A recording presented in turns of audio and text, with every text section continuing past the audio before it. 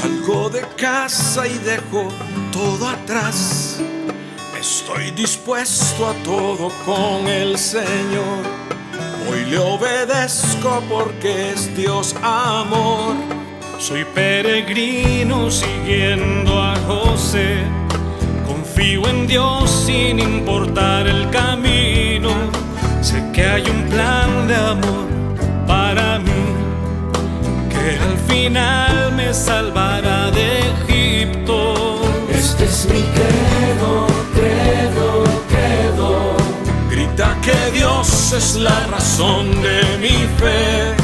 Este es mi credo, credo, credo. Soy peregrino porque voy junto a Él. Voy caminando con la iglesia. Nubes de fieles van hacia Él. Testigos de amor cuentan con su vida esta historia hasta la eternidad.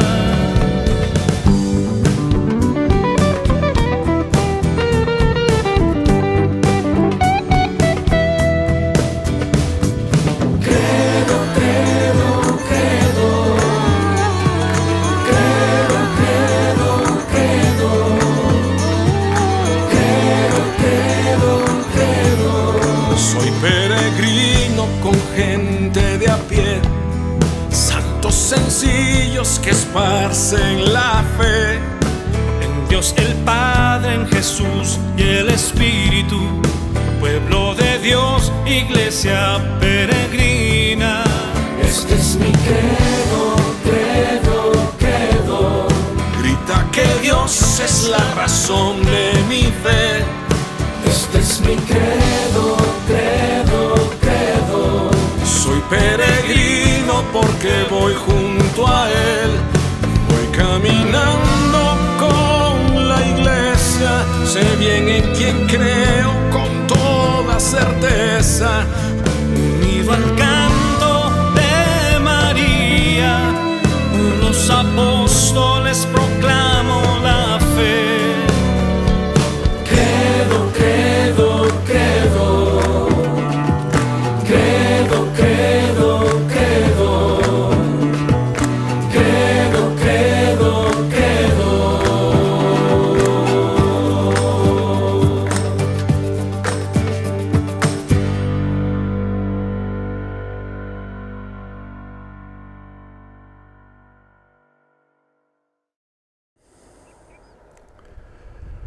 Muy queridos peregrinos, buenos días a todos ustedes, queridos amigos, queridos hermanos. Hemos dado un salto, o mejor dicho, vamos a dar hoy un salto gigante en nuestra peregrinación. Y me encanta hacerlo con este día espectacular en este lugar lleno de flores. Ahora les voy a explicar. Estamos comenzando la segunda parte de la Cuaresma. Ayer cumplimos 20 días después de nuestra introducción, de haber hecho toda la parte de Dios Padre, haber iniciado el misterio de Cristo y finalmente dejamos a Cristo sepultado en la tumba. Una muerte anunciadísima, conocida, prevista por las Escrituras y que es nuestra salvación. Si el grano de trigo no cae en tierra y muere, no lleva fruto. Si muere, dará mucho fruto. Y después del grande silencio del sábado, el sábado que recuerda el reposo de Dios en la creación y el reposo de Cristo en la tumba, finalmente llega el domingo de resurrección, el don de la resurrección. Tendríamos que saltar y bailar hoy felices porque Cristo resucitó, Cristo vive, Cristo es nuestro Señor, Cristo permanece para siempre. El que estaba en la tumba vive y vivirá. Cristo el mismo ayer, hoy y siempre, nos dice el Apocalipsis, Cristo el alfa y el omega. Queridos hermanos, Cristo vive. La tristeza, la oscuridad, el sufrimiento de la tumba no pudieron retenerlo. Cristo vive y salió de la tumba y se empezó a aparecer a unos y a otros y a otros y a otros. Dicho y que es el centro de nuestra fe, como vamos a ver, y la fuerza de la iglesia y el sello, el timbre de que todo esto es obra de Dios. Quiero decirles que en la peregrinación de octubre hablamos de la resurrección muy centrados en el Santo Sepulcro. Y gracias a Dios hemos podido celebrar nuestra misa en el Santo Sepulcro, pero considerando más la muerte y la tumba. Y hoy les tengo una sorpresa que no tuvimos para nada en el mes de octubre. Estamos en el camino de Emaús. Queridos hermanos, estas colinas les voy a describir brevemente para los que no sepan. Está el mar Mediterráneo. De hecho, se ve allá en el fondo el mar Mediterráneo, quizá ustedes no lo perciben bien. El mar Mediterráneo está en las primeras llanuras del mar, al lado del mar, donde actualmente está Tel Aviv, Gaza, Esdrelón, Askelón, las grandes ciudades mediterráneas, una pequeña llanura, y enseguida comienzan unas estribaciones, las montañas de Judá, y llegan hasta Jerusalén, a unos 800 metros, aproximadamente 800 metros sobre el nivel del mar. Entonces, domingo de la resurrección, vamos a dejar un poquito las primeras apariciones. Nos dice el Evangelio, 2 discípulos se fueron de Jerusalén. Oyeron a las mujeres y dijeron, estas viejas están locas, están con sus neurosis, y se fueron de Jerusalén. Y en el camino se les aparece un personaje misterioso y empieza a hablar con ellos. No voy a leer el Evangelio dentro de unos minutos, pero estamos en el camino de Emaús, un camino que descendía, repito, de unos 800 metros, altura media de Jerusalén, descendía por las montañas de Judá y bajaba a las llanuras. No nos dice exactamente el destino de estos 2 discípulos, no sabemos tampoco si eran 2 varones o era una pareja. Algunas teorías hablan de que probablemente una pareja, podrían serlo perfectamente. Jesús tenía muchos discípulos. Solo dice, se marcharon y Jesús se les presenta en el camino y les va explicando las Escrituras. Queridos hermanos, este camino de Emaús, este camino que ha dado tanto que meditar, tanta luz, tanta amor, tanta espiritualidad. Hay un grupo y unos retiros famosísimos, importantes, de los cuales acaba de morir la fundadora hace unos meses, los retiros de Emaús. A los que nos estén escuchando de los retiros de Emaús, les mando un saludo muy especial. Y les quiero mandar un saludo muy especial también a los amigos del Opus Dei que nos estén escuchando, porque el nuevo centro construido por el Opus Dei, que se llama Saxum, está muy cerca de aquí, también en el camino de Emaús. Quiero hacer una aclaración, espero que no les entristezca mucho, y ahora les digo el por qué. Quiero hacer una aclaración que debo hacer por honor a la verdad y porque así es la realidad. No se sabe exactamente dónde era este Emaús. Se han estudiado localizaciones diversas, se han medido aproximadamente las distancias, aproximadamente de que hablan los evangelios, el Evangelio de Lucas sobre los discípulos de Emaús. No se sabe con certeza dónde es este Emaús, pero sin lugar a dudas la dirección, digamos el camino, fundamentalmente es el mismo.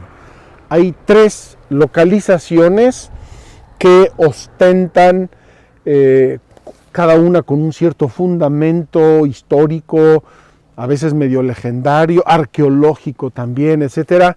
Ostentan la pretensión de ser Emaús. Una se llama Kubeibi o Kubeibe, es un pueblito actualmente árabe, está en el West Bank. Este lugar está atendido y es propiedad de los padres franciscanos.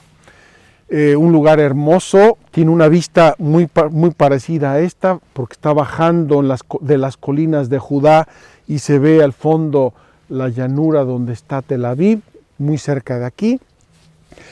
El segundo se llama Abu Ghosh, donde queda una de las poquísimas iglesias construidas por los cruzados y está atendida actualmente, me parece, por una comunidad benedictina francesa. Ahora no quiero mentir, creo que es una de las ramas de los benedictinos, no sé exactamente cuál, solamente he estado ahí una vez. Y la tercera se llama Nicópolis. Nicópolis está bajando este camino que vamos a caminar ahora, bajando este camino al pie de estas colinas. Tendríamos que caminar una hora larga, si no es que 2 o más, en medio de bosques, un camino precioso, un sendero lindísimo que mucha gente hace y que lleva a Nicópolis. Nicópolis está al lado de otro lugar importante de la Tierra Santa que se llama Latrun, otro monasterio antiquísimo, no tanto como Nicópolis. Y Nicópolis tiene a su favor, como candidata de Emaús, tiene a su favor que una mística árabe santa, canonizada, que está carmelita, que está en Belén, no me recuerdo ahorita su nombre. Esta mística santa y canonizada dice haber tenido una revelación, un sueño que confirmaría que Nicópolis es la Emaús verdadera. Queridos hermanos, nos encantaría que esto se dilucidara dogmáticamente, ya les expliqué lo que son los dogmas, pero la Iglesia no lo va a hacer y no tiene una trascendencia mayor. Lo importante y lo bonito y lo significativo es el camino de Emaús, que es ese camino que Jesucristo, el mismísimo día de la resurrección, hizo con los apóstoles, con los discípulos, con 2 discípulos, explicándoles todas las escrituras que se referían a su pasión, muerte y resurrección, para probarles la resurrección y para luego manifestarse a ellos en la fracción del pan. Cuando Jesús en la cena en Emaús parte el pan, lo reconocen. Y ahí la Iglesia ha visto siempre un significado litúrgico, eucarístico maravilloso. Esto es simplemente una introducción histórico-geográfica. Espero que les sirva, espero que les ayude. En todo caso, repito, los 3 lugares están en la misma dirección y seguramente comparten el camino en totalmente o parcialmente. Quiero ahora leer con ustedes aquí en este camino el pasaje de Emaús, y les digo con mucha sinceridad, es la primera vez que voy a leer aquí la lectura del pasaje de Emaús. Estoy emocionado, les digo con mucha confianza, con mucha sinceridad. Vamos a leerlo juntos y luego nos vamos a echar a caminar por el camino de Emaús, y en el camino les voy a ir explicando esta catequesis sobre la resurrección. Queridos hermanos, ya les anticipo una cosa. San Pablo tiene una frase lapidaria, gigante, fuertísima e importantísima al hablar de la resurrección. Dice: si Cristo no resucitó, vana es nuestra fe, vana es nuestra predicación, somos los más desdichados de todos los hombres. Porque toda la revelación está enfocada al misterio de Cristo, y el misterio de Cristo culmina en el misterio pascual, pasión, muerte y resurrección de Cristo. Y si esto no fue verdad, seríamos unos tontos, unos ciegos, unos credulones y unos inútiles. Pero Pablo concluye, pero no, verdad, Cristo resucitó, somos testigos, lo vimos, lo palpamos, comimos con Él, lo tocamos, y por eso nuestra fe está cimentada en la resurrección de Cristo.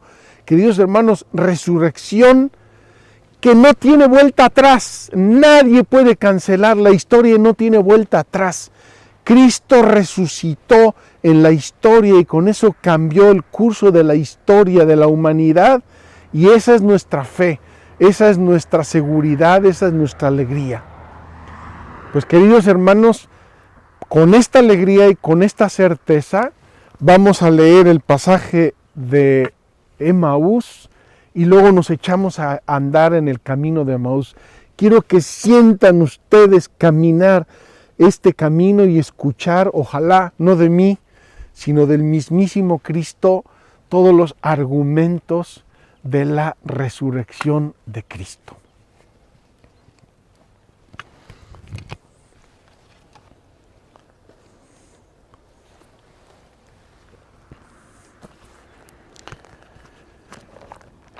Capítulo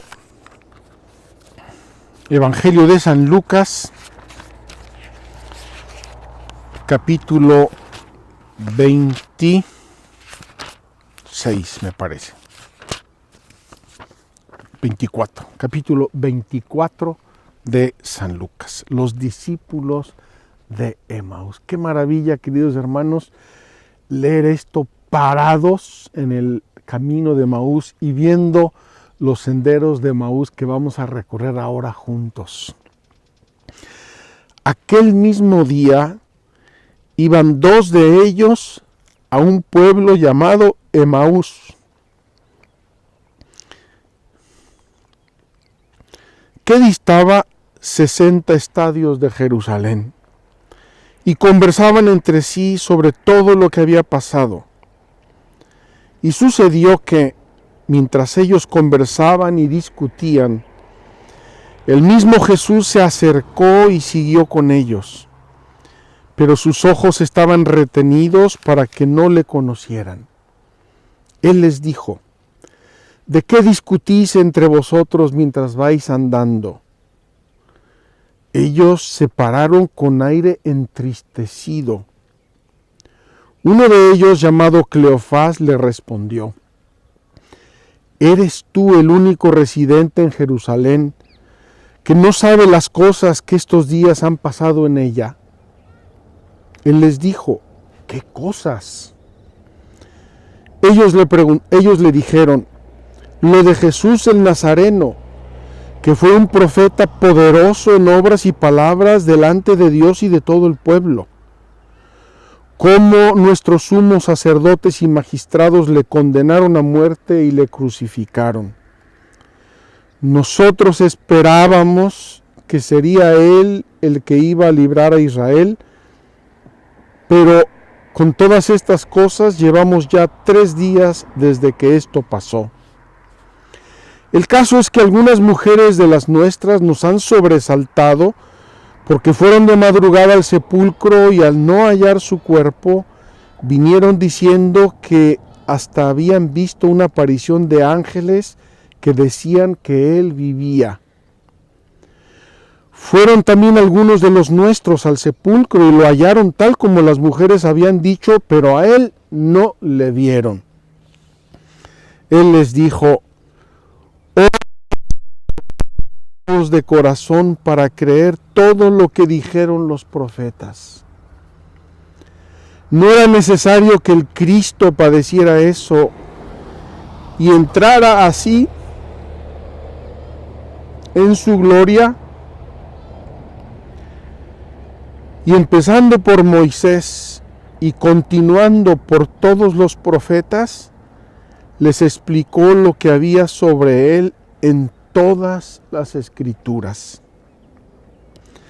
Al acercarse al pueblo a donde iban, él hizo ademán de seguir adelante, pero ellos le forzaron diciéndole: quédate con nosotros, porque atardece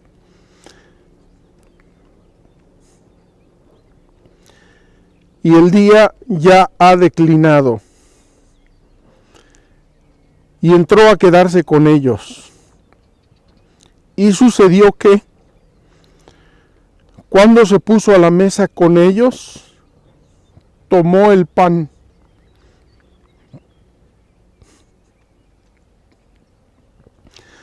pronunció la bendición,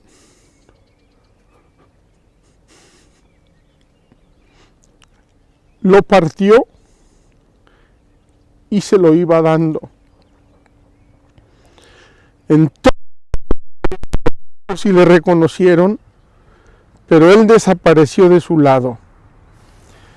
Se dijeron uno a otro: ¿no estaba ardiendo nuestro corazón dentro de nosotros cuando nos hablaba en el camino y nos explicaba las Escrituras?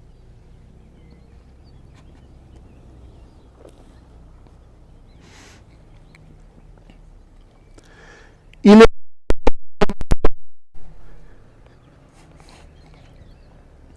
se volvieron a Jerusalén y encontraron reunidos a los 11 y a los que estaban con ellos, que decían: es verdad, el Señor ha resucitado y se ha aparecido a Simón. Ellos, por su parte, contaron lo que había pasado en el camino y cómo le habían conocido en la fracción del pan. Estaban hablando de estas cosas cuando Él se presentó en medio de ellos y les dijo: la paz con vosotros. Sobresaltados y asustados, creían ver un espíritu, pero Él les dijo: ¿por qué os turbáis y por qué se suscitan dudas en vuestro corazón?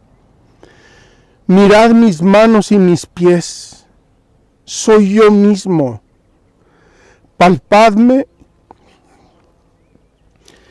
y ved que un espíritu no tiene carne y huesos, como veis que yo tengo.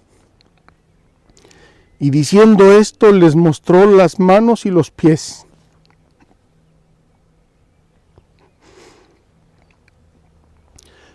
Como ellos no acabasen de creerlo a causa de la alegría y estuviesen asombrados, les dijo: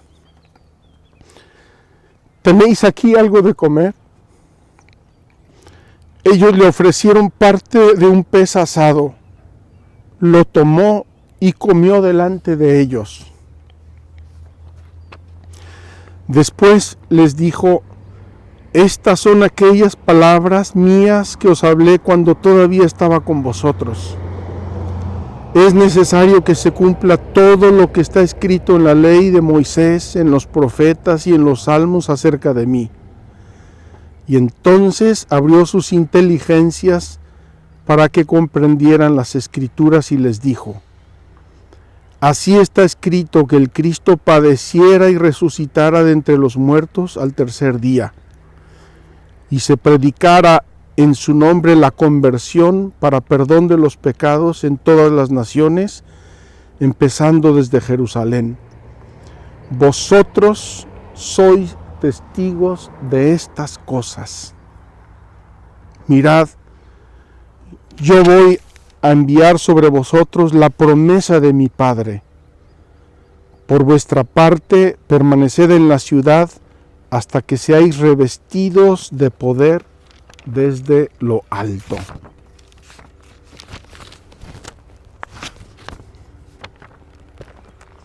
Queridos hermanos, qué maravilla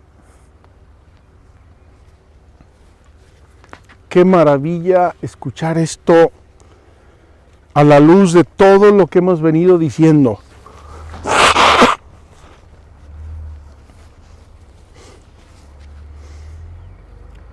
Y les voy a ser muy sincero, antes de ponerme a caminar y de ponerme a explicarles el misterio de la resurrección de Cristo en lo mejor que yo pueda, no lo sé.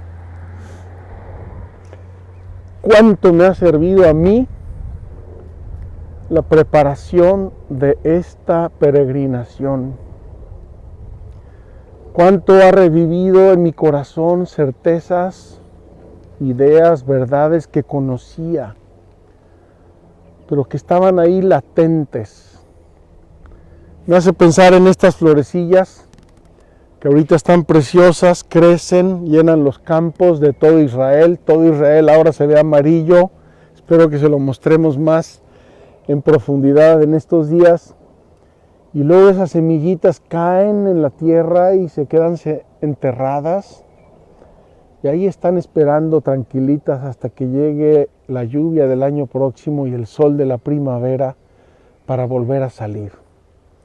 Así es nuestra fe, así son las certezas de Dios, así son los regalos de Dios.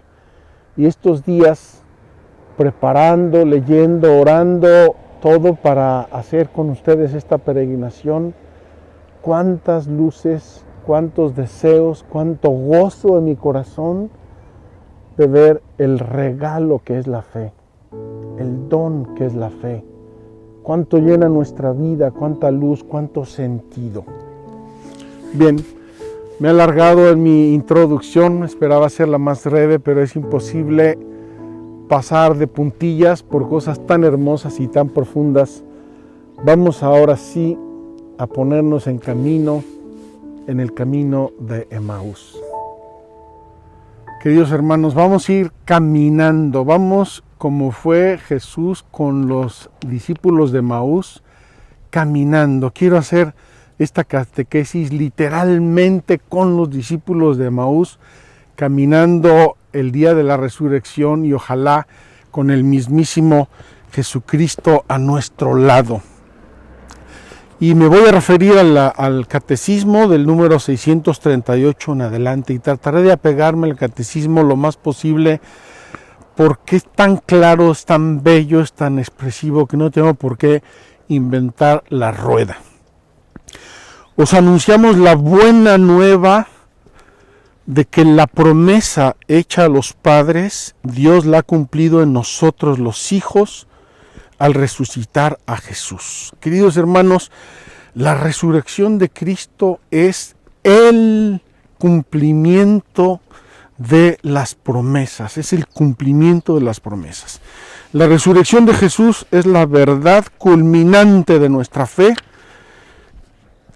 en Cristo, creída y vivida por la primera comunidad cristiana como verdad central, transmitida como fundamental por la tradición, establecida en los documentos del Nuevo Testamento, predicada como parte esencial del misterio pascual al mismo tiempo que la cruz.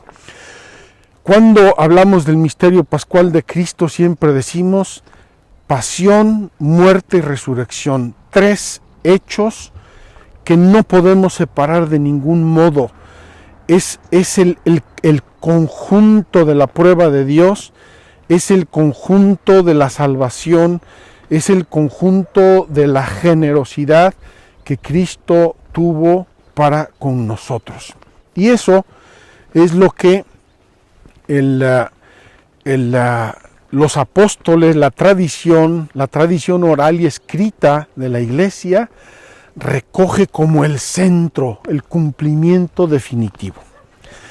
Esto, el catecismo nos lo explica en 3 párrafos muy sencillos. Primero, un acontecimiento histórico y trascendente.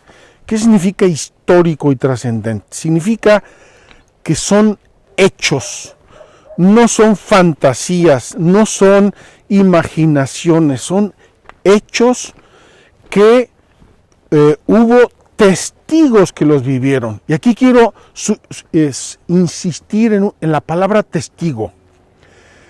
Queridos hermanos, habría de las personas que refieren algo, habría muchas categorías, pero testigo es el que puede testificar, yo lo vi, yo lo toqué, yo estaba ahí. Fíjense cuando la iglesia primitiva, Pedro y los 10 quieren buscar un sustituto para Judas, van a ser dos condiciones. Alguien de los que estuvieron con nosotros todo el tiempo desde que Juan predicaba en el Jordán, o sea, alguien que haya escuchado a Cristo durante todo el tiempo, y alguien que haya sido testigo de la resurrección. Entonces, la fe de la iglesia está cimentada en el testimonio de unos hombres, y además, testimonio de unos hombres que van a dar ellos mismos también la vida para dar testimonio. A la mayoría de los apóstoles los mataron, los martirizaron porque decían que Cristo había resucitado y lo predicaban como locos.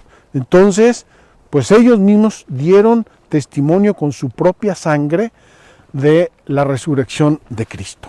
Entonces, esto se va a dar históricamente en 3 pasos. El primero es el sepulcro vacío. Queridos hermanos, el sepulcro pudo haber estado vacío por muchos motivos, pero los apóstoles, al ver el sepulcro y ver las vendas en el suelo, dice el evangelista Juan, vio y creyó. Vio y creyó Pedro, vio y creyó. ¿Por qué?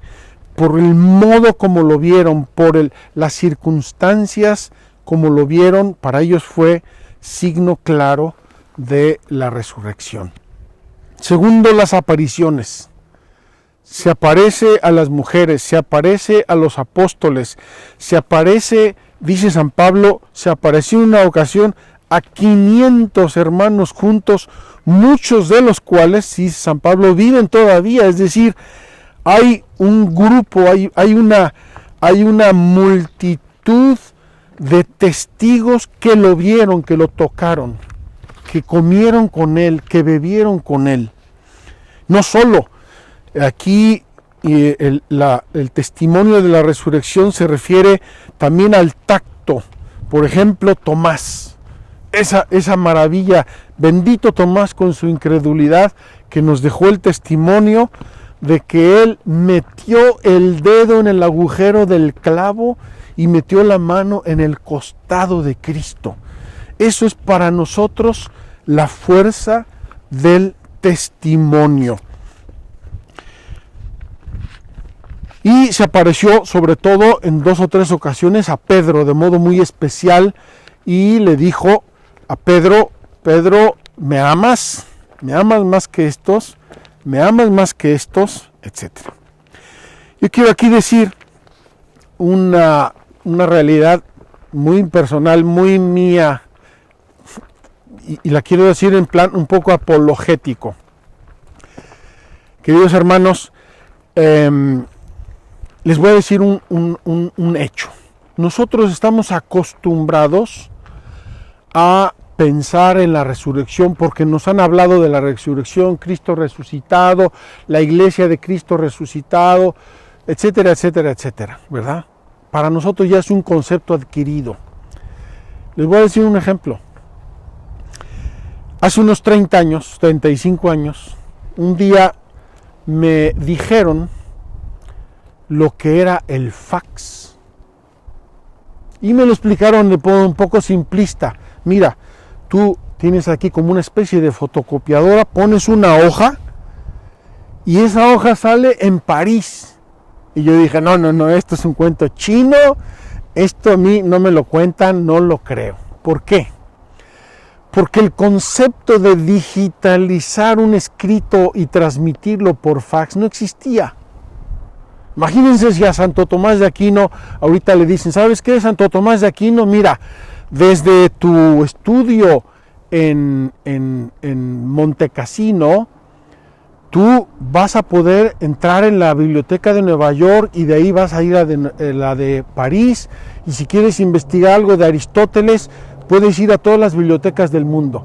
Santo Tomás de Aquino nos hubiera dicho, sí, cómo no, cuéntame una de vaqueros. Nosotros estamos mal acostumbrados a oír de la resurrección sin pensar en eso.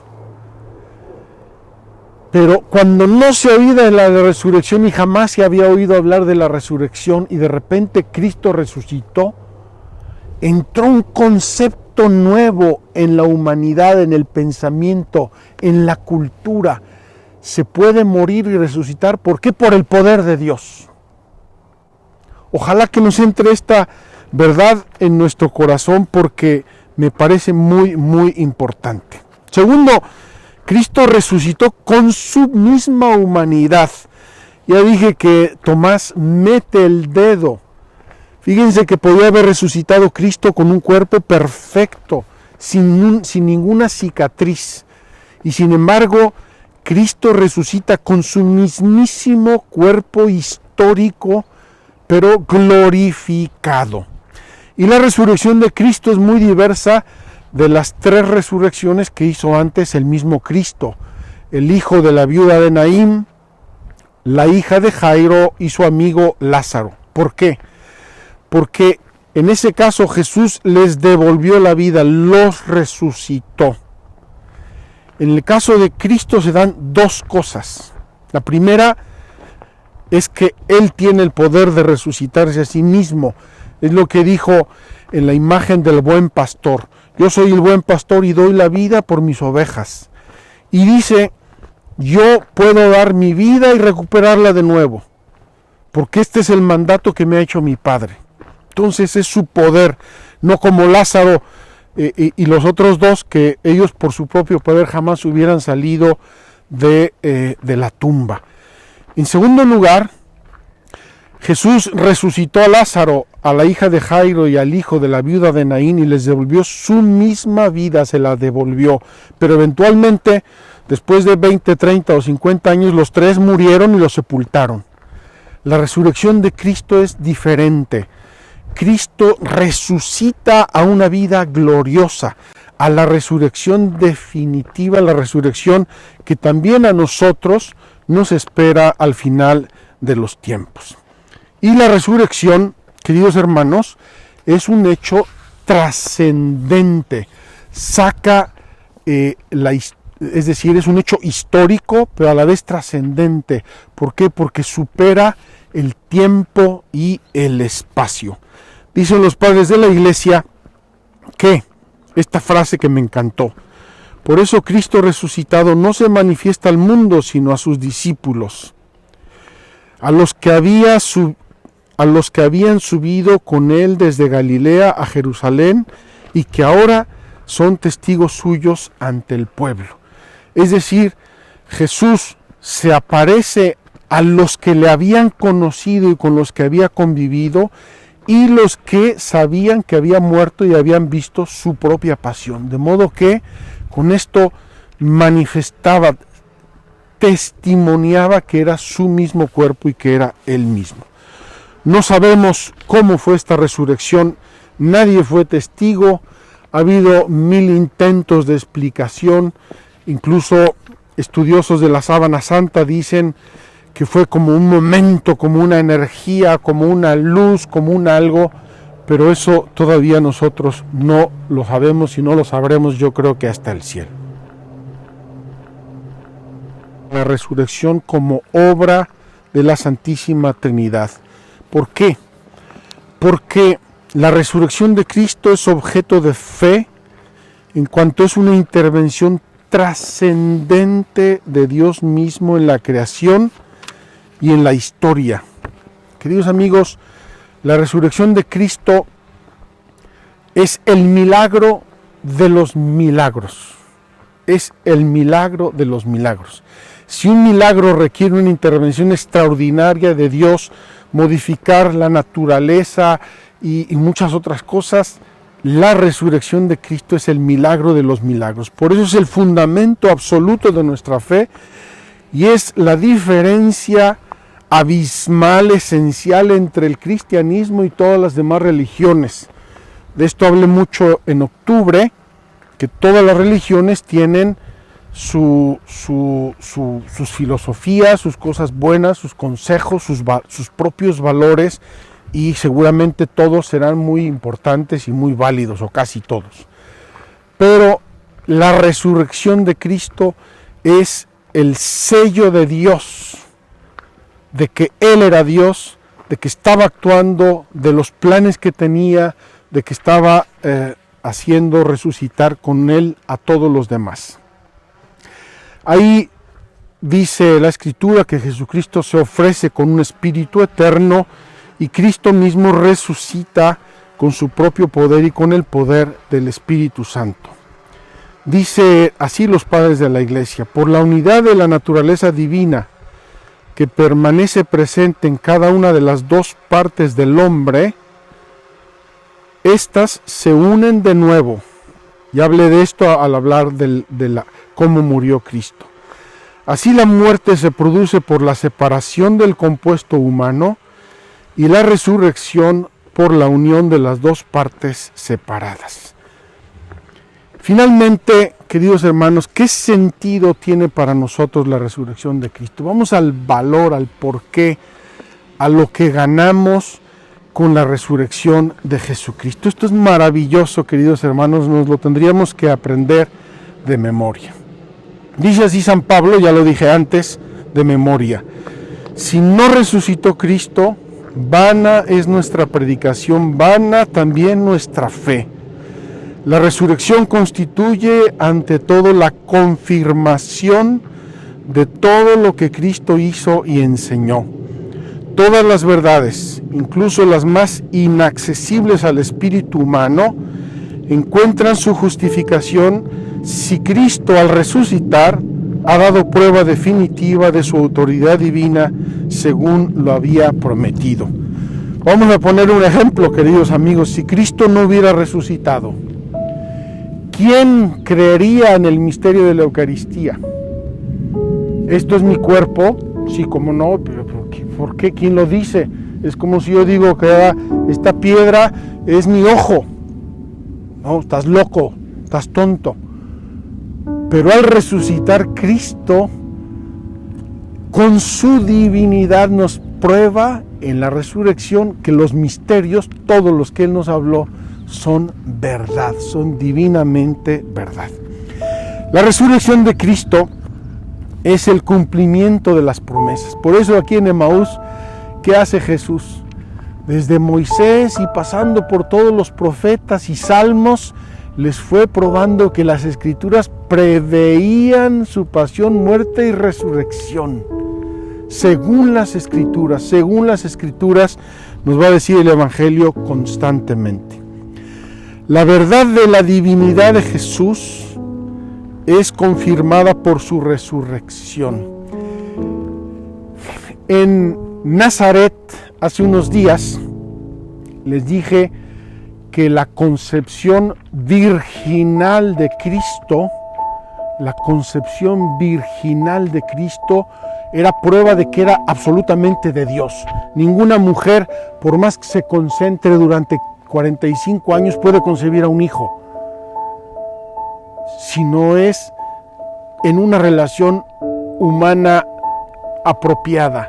Pero en el caso de una virgen solamente puede concebir a un hijo si es obra de Dios.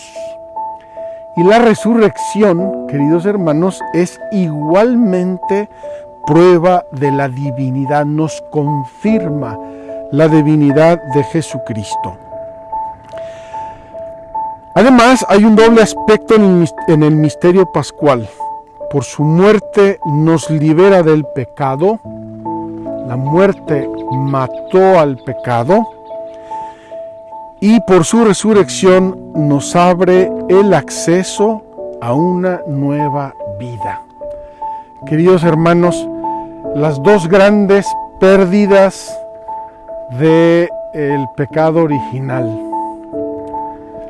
Las dos grandes pérdidas. Entramos en un estado de pecado, y ese pecado lo mata Jesucristo en su propia muerte, y luego habíamos sido expulsados del paraíso y Jesús nos abre las puertas del paraíso con la justificación. Termino con el catecismo en la mano. Por último, la resurrección de Cristo y el propio Cristo resucitado es principio y fuente de nuestra resurrección futura. Cristo resucitó de entre los muertos como primicia de los que durmieron. Del mismo modo en que Adán muere todos, en Adán mueren todos, así también todos revivirán en Cristo. En la espera de que esto se realice, Cristo resucitado vive en el corazón de sus fieles. En Él los cristianos saborean los prodigios del mundo futuro y su vida es arrastrada por Cristo al seno de la vida divina, para que ya no viva por sí los que viven, sino por aquel que murió y resucitó por ellos. Queridos hermanos, quiero caminar un ratito por este camino y quedarme con esta frase de San Pablo. Ya no vivo yo, es Cristo quien vive en mí. Vivo en la fe de aquel que murió y resucitó por mí. Queridos hermanos, ¿hemos alguna vez considerado seriamente este misterio? Y quiero además dejarles como reflexión de mis pasos hacia Emaús, quiero dejarles una reflexión. Miren que esta presencia de Cristo resucitado en los hechos de la resurrección se fue dando paulatinamente. Pasó del miedo a la incredulidad, de la incredulidad a la duda, de la duda a una primera aceptación y de una primera a una más grande y una más profunda. Se dan pasos y así Cristo resucitado va dando pasos en nuestra vida. Lo importante es que queramos sinceramente abrirle nuestro corazón, que queramos de corazón que Él reine y que Él viva en nuestras almas. Vamos a caminar un ratito el camino de Emaús.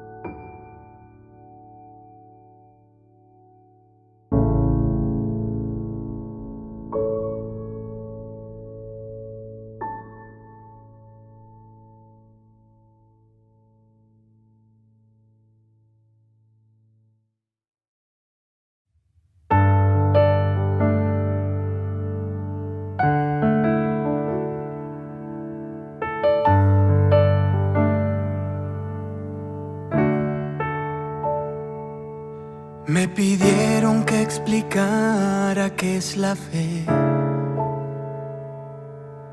me di cuenta que no hallaba las palabras,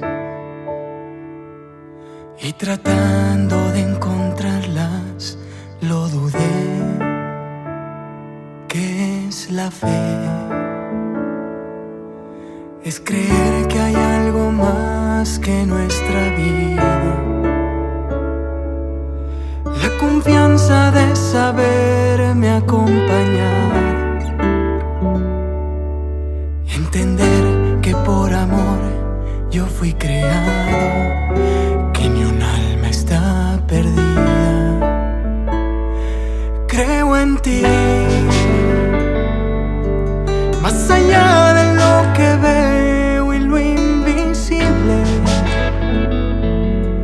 lo que creo conocer y lo imposible. Creo en ti, es por la fe que encontré la salvación, y es en la fe donde habita tu perdón. Yo tengo fe de que soy amado, que estoy a tu lado, y fue por la fe. Me sané al tocar tu manto, es en la fe donde ocurren los milagros. Tengo fe de que soy amado, que estoy a tu lado, y esto es la fe.